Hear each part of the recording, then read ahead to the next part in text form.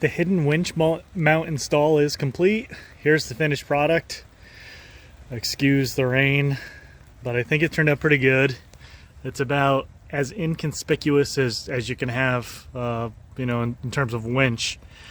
I really like the way it turned out. It's very understated. I don't have this big bulky thing hanging off the front of my truck. For the most part, people driving by are not even going to notice that you've got a winch on your vehicle. I took the winch hook off right now because I'm waiting for the winch hook isolator, so the winch hook doesn't bounce around and beat up the front of my truck. But this is the finished product. I used the hidden winch mount from Amped Up LLC, and I think everything turned out pretty good. It was a little bit more work than I thought it was going to be, but I'm happy with the results. I just finished applying the first coat of POR 15.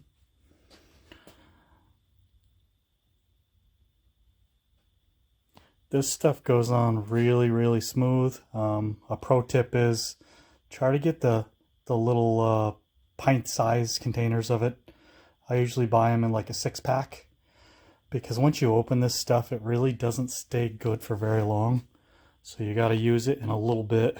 Really goes a long way.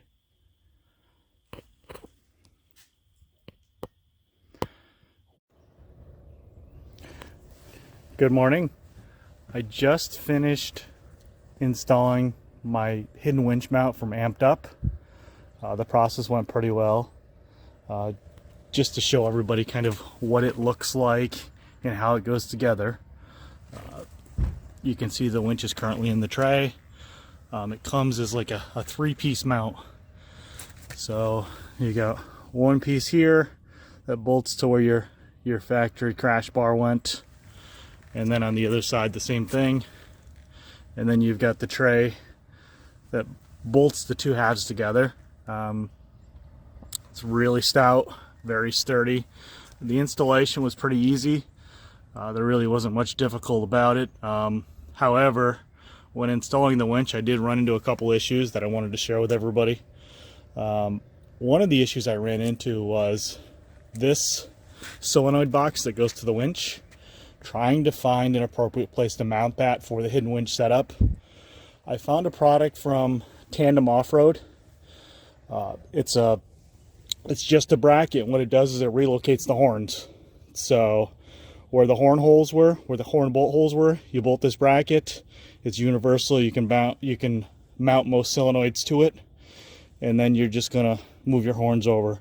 This is gonna share an existing hole, and then this second horn bolts to the edge of the new Tandem Off-Road bracket. One of the other issues that I ran into had to do with this remote solenoid box. Some of these winches have an integrated solenoid box, which maybe it would have worked for this application, but I didn't want to take a chance with the hidden winch mount because I know that there isn't a lot of room. So I opted for the winch that didn't have the integrated, solenoid box. It was a separate solenoid box. The issue that I ran into had to do with all the cables coming out of the solenoid box were too short to reach this particular winch. So they all had to be rewired. Unfortunately, that took a little bit of time, and those of you know, the 2-gauge cable is pretty expensive. So that's just something to kind of look into when you're picking out your winch and trying to figure out your configuration. If I had to do it again, I probably still would have went with the remote solenoid box, just because you really don't have a lot of clearance here. But all in all, making good progress. Today I'm going to be able to bolt the skin back on, and I'll show everybody another video of what it looks like complete. Here's one more shot of how this bolts up. I did leave one thing out, so I did show that it uses the bolts for the factory crash bar, but it also does more than that.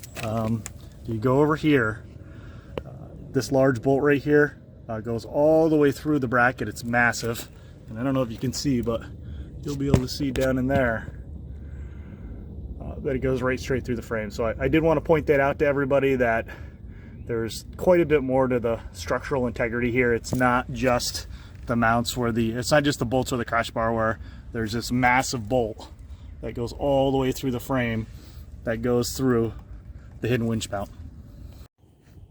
I noticed something when I did a dry fit of the bumper cover on the front of the truck. Because these bumper covers are not perfectly flat, they're kind of concave. When you tighten them down, they tend to pull in a little bit, and you get a little bit of a wave at the front where the fairlead bolts on the front of the bumper cover to the winch bracket. So what I'm going to try to do is take a little bit of epoxy and just epoxy a couple thick washers on the back side of the bumper cover, so that when I tighten this down, hopefully it won't have such a dramatic effect. I don't think it's going to be perfect, but I suspect it'll be a lot better than it was.